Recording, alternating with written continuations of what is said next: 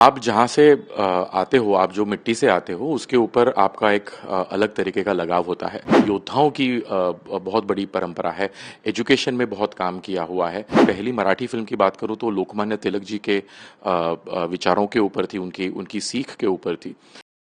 है कि आप रियल लाइफ महाराष्ट्र की हीरोज की कहानियों को स्क्रीन पर लाने के लिए जाने जाते हैं। तो क्या ऐसी चीज है जो आपको इस तरह की कहानियों की तरफ ज्यादा अट्रैक्ट करती है?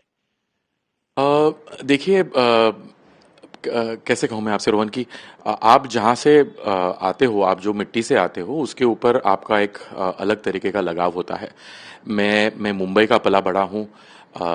मैं मेरी मेरी जो शालेय शिक्षा जो है, स्कूल एजुकेशन जो है, वो मराठी माध्यम में हुई थी महाराष्ट्र में। तो एक एक अलग तरीके का लगाव आ जाता है। और मुझे लगता है कि जो एक रूटेड लोग हैं, जो जो रूटेड कहानियां हैं, वो कहानियां हमारे को लोगों के सामने पेश करनी ज़रूरी है। मुझे ऐसी ऐसी ऐसी कहानियों से बहुत अधिक लगाव है। मुझे ऐसी कहानियों से बहुत ज़्यादा प्यार होता है। और मैं जिस क्षेत्र से आता हूँ, मैं जो प्रदेश से आता हूँ, महाराष्ट्र, तो महाराष्ट्र में हमारी संत परंपरा बहुत बड़ी है। महाराष्ट्र में हमारे योद्धाओं की बहुत बड़ी परंपरा है। एजुकेशन में बहुत काम किया हुआ है।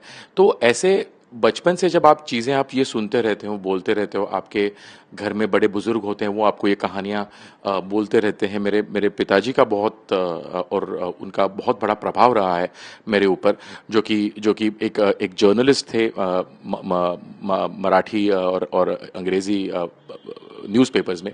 तो उनके उनका बहुत ज़्यादा मेरे ऊपर प्रभाव रहा है। और उन्होंने जो सीख दी है वो चलती रहेगी। जो जो बचपन में, जिसे हम मराठी में बाळकडू कहते हैं, जो आपको एक बचपन में जो एक सिखाया जाता है, वो आपके ऊपर बहुत अधिक प्रभाव करता है। और मेरा यही प्रयास रहा है कि मैं एक ग्रास रूटेड कहानी बताऊं। और सच कहूं तो मैं महाराष्ट्र से आता हूं, पर ये जो सारे जो जो जो हमने जो मुझे मुझे बहुत ही एक खुशनसीब हूं मैं कि मुझे इनके ऊपर फिल्में बनाने का एक मौका मिला। तो ये सारे जो लोग हैं, ये इनका कंट्रीब्यूशन जो है, ये नेशनल और इंटरनेशनल लेवल पे बहुत बड़ा रहा है। मतलब अगर मैंने मेरी पहली मराठी फिल्म की बात करूं तो लोकमान्य तिलक जी के विचारों के ऊपर थी, उनकी उनकी सीख के ऊपर थी। फिर सूबेदार तानाजीराव मालुसरे, जो छत्रपति शिवाजी महाराज के सूबेदार थे, और हमने उनको उनका दाहिना हाथ कहा है।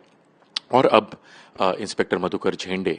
तो मुझे लगता है कि ये इनका कंट्रीब्यूशन जो है, ये नेशनल और इंटरनेशनल लेवल पे बहुत ज़्यादा है। They happen to be Marathis and so am I. तो मुझे लगता है कि मैंने एक बस इतना प्रयास किया है कि जो बचपन से सीखते आया हूँ, जो बचपन से देखते आया हूँ, तो उन्हीं की कहानियाँ जो है, जो पर्दे पे लाने की कोशिश की है। मधुकर झेंडे सर का मेरे मेरे मेरे पिताजी जो कि जर्नलिस्ट थे, वो सेम टाइम पे वो लोग जर्नलिस्ट थे। मेरे फादर जर्नलिस्ट थे। तो उनका बहुत उनके ऊपर एक मतलब एक बहुत ही बहुत लगाव था इंस्पेक्टर झेंडे के ऊपर। और मेरे पिताजी ने उनकी बहुत कहानियां मुझे बचपन में सुनाई थी, और अब भी सुनाते रहते हैं। तो मेरे पिताजी की ऐसी इच्छा थी कि इंस्पेक्टर झेंडे के ऊपर एक फिल्म बनाई जाए। वो जब जर्नलिस्ट थे तब उन्होंने उनके ऊपर काफ़ी सारे आर्टिकल्स लिखे थे, उनको न्यूज़ कवरेज किया था। तो अभी उनका मीडियम न्यूज़पेपर था, मेरा मीडियम सिनेमा है। तो मैंने कहा कि पिताजी की जो एक उनकी विजन थी और उनका जो एक ये था, उसे आगे लेके चलूं और मैं मेरे माध्यम में उनकी कहानी पेश करूं। सबसे सच बात कहूं, जो सबसे फर्स्ट पॉइंट जो आता है कि आपके हृदय को कौन सी चीज़ टच करती है। जब वो आपके हृदय को टच करती है तो आप उसको ट्रांसलेट कर सकते हो। तो सबसे पहला उसका जो एक टेस्ट होती है, वो टेस्ट होती है कि क्या आपको ये टच कर गई। जब वो आपको टच कर जाती है, तब आप उसके ऊपर कुछ कर सकते हो। तो ऐसे ही इसकी भी शुरुआत हुई। हमने ये सब्जेक्ट के ऊपर रिसर्च करना शुरू कर दिया।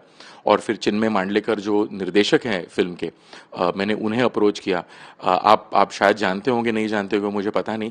पर चिन्मय और मेरा रिश्ता बहुत पुराना है। मेरी पहली फिल्म लोकमान्य से वो हम साथ में जुड़े हुए हैं। वो कैपेसिटी अलग थी, उसमें वो एक्टर थे।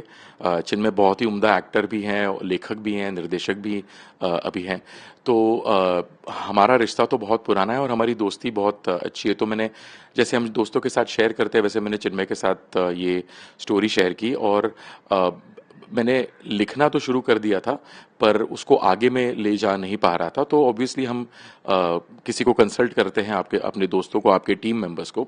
तो उस तरह से मैंने चिन्मय को इसके ऊपर कंसल्ट किया, और मैंने उसको एक सुझाव रखा कि अगर तुझे अगर हो सके तो तू ये लिख लिख लिख लिख क्यों नहीं लेता फिल्म। तो इसने कहा ज़रूर, मैं कोशिश करता हूँ। और चिन्मय चला गया सब मटेरियल लेके, रिसर्च। और जब वो वापस आए तो उन्होंने जिस प्रकार से ये फिल्म लिखी थी, तो it was no more a film that was something that I could have directed. वो उन्होंने इतनी उसको अच्छी ट्रीटमेंट और इतना अलग तरीके से उस सेम कहानी को उन्होंने पेश किया।